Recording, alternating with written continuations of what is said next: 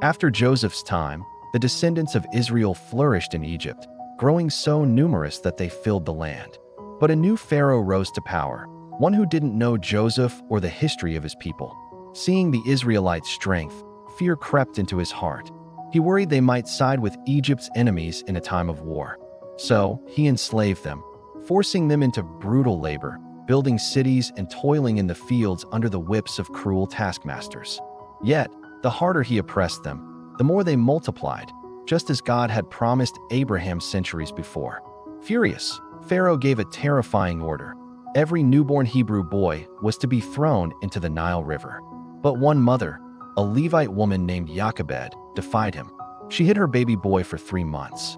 When she could hide him no longer, she crafted a small basket, sealed it with tar and pitch, and placed her son inside, setting it adrift among the reeds of the riverbank.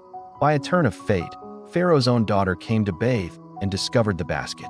Her heart went out to the crying baby, and she decided to raise him as her own, naming him Moses, which means drawn from the water.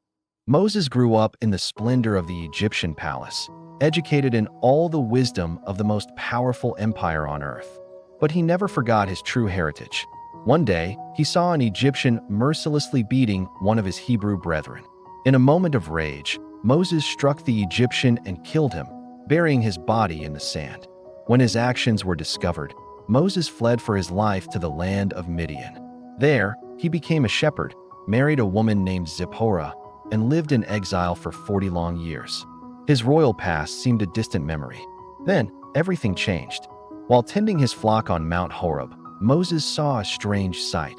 A bush engulfed in flames, yet it was not burning up. As he drew closer, a voice boomed from the fire. "I am the God of your father, the God of Abraham, the God of Isaac, and the God of Jacob." God told Moses that he had seen the suffering of his people in Egypt and had come to rescue them. And he was sending Moses to confront Pharaoh and lead the Israelites to freedom. Moses was terrified, full of doubt. "Who am I to do this?" he asked.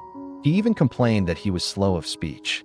But God promised to be with him and appointed his brother, Aaron, to be his spokesman. So Moses returned to Egypt. He and Aaron stood before the mighty Pharaoh and delivered God's command, "Let my people go." Pharaoh's heart was hard, and he refused. In response, God unleashed a series of 10 devastating plagues upon Egypt. The Nile turned to blood, frogs overran the land, swarms of gnats and flies appeared, livestock died, boils afflicted the people, hail rained from the sky, locusts devoured every green thing, and a suffocating darkness fell over the land. Through it all, Pharaoh would not yield. For the final, most terrible plague, God instructed the Israelites to mark their doorposts with the blood of a lamb. That night, an angel of death passed through Egypt, taking the life of every firstborn son, but it passed over the homes marked with blood.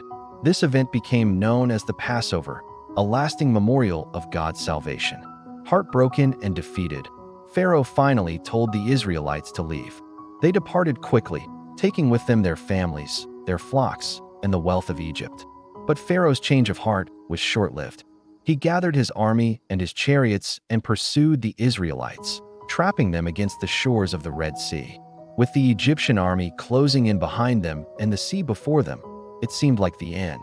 But Moses stretched out his hand, and God sent a mighty wind to part the waters, creating a path of dry land through the middle of the sea. The Israelites walked across to safety. When the Egyptian army charged in after them, the waters came crashing back down, drowning them all. On the far shore, the Israelites saw the incredible power of God and sang songs of deliverance.